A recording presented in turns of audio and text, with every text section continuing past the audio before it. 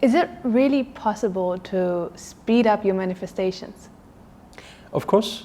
I mean, some things in your life manifest faster, some things in your life manifest slower. So if we already know some things are slow and some things are fast, then obviously there's ways to achieve fast results. I remember seeing that documentary where Lucy said that when she was up in the Himalayas, she was able to manifest 100 times, even 1,000 times faster. How is that possible? What did she do? So we did a lot of ancient practices when we were up in the Himalayas, and I'll share the foundations of it first of all.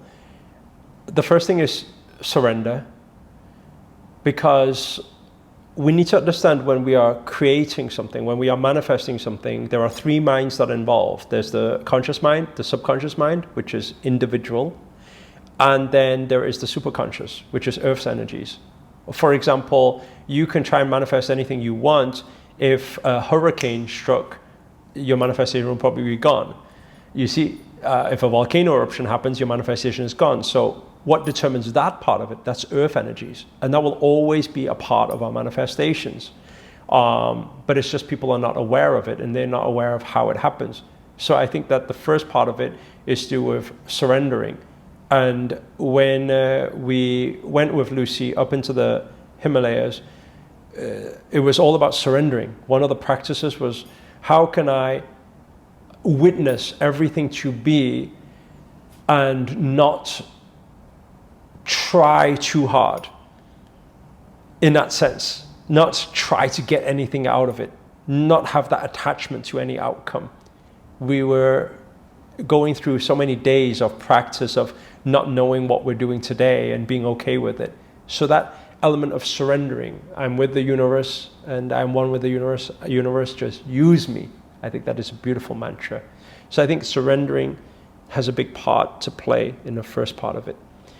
After surrendering, we need to also, this is the balance. When it comes to manifestation, it's the balance between intention setting and surrendering. So we need to also get clear on what is our intention that we're setting. So in the mountains, we are doing a lot of prayer and setting intentions. Every day we'll be setting intentions. What is our intentions for ourselves? What is our intention for the universe? So we'll be setting those intentions. When we set those intentions, we are putting that message out to the universe, while the second phase of it being surrendered to everything. So sometimes challenges happen, they go wrong. We were meant to cross a river, but there was a flood. It's okay. We sit there, we accept. We don't get frustrated or dive into low vibrational frequencies of it. So I think that's the second part of it. So the first part of it is the intention setting. The second part of it is the surrendering.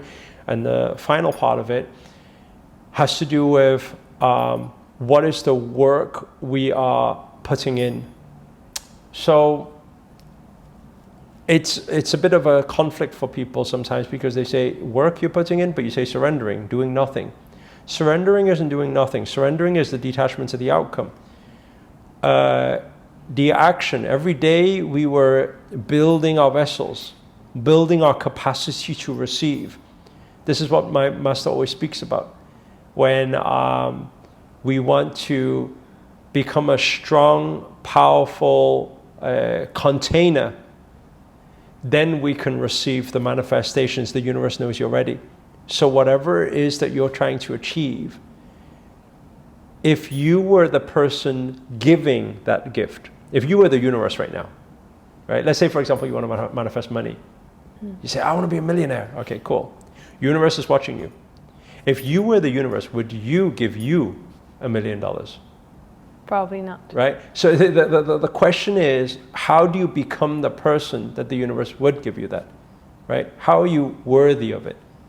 And people say, well, no, you need to say, I'm worthy. Yeah, but you need to become worthy. You need to make yourself worthy. How do you manage your money right now? How do you deal with money? Are you using it to contribute towards greater good? Or is it all selfish, or is it all ego? You see, so these things, same thing, you want to attract love. Is your container ready? Are you taking actions every single day to make sure that your vessel is ready? Are you full of love? Are you full of compassion? Are you a nice person to hang around with? You see? So you need to make yourself that person. And once you make yourself that person, then you receive. And when we were doing it, and this is kind of like the final point I would like to share when it comes to the practices, because earth energies, everywhere, energies are different. You can go into a room, there's negativity. You go into a different space, there's more positivity. You feel better.